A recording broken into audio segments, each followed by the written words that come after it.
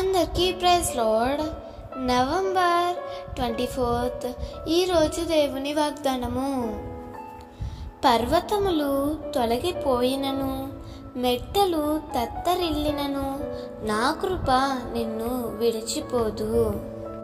యెషయా 54:10.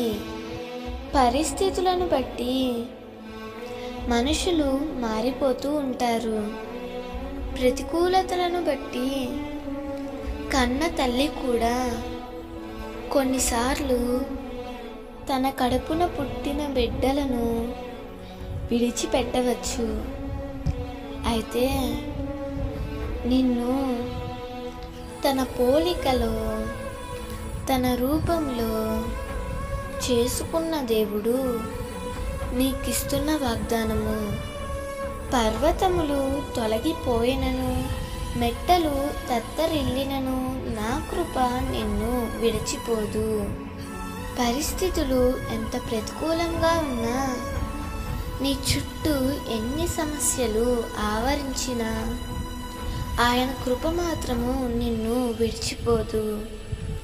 నీవు సేవిస్తున్న దేవుడు నిత్యము ఆయన కృపతో నిన్ను కప్పుతున్నాడని ధైర్యంగా జీవించు. పరిస్థితులను చూచి భయపడక, పరిస్థితులన్నిటినీ మార్చగల ఆయన కృప నీకు నిత్యము తోడుగా ఉందని గుర్తించి నీ విశ్వాస జీవితంలో సాగిపో. ఆయన కృపే అన్ని పరిస్థితులలో నిన్ను ఆదరించి, బలపరిచి ఆయన రాజ్యం కొరకు సిద్ధపరచునుగాక. ఆమేన్.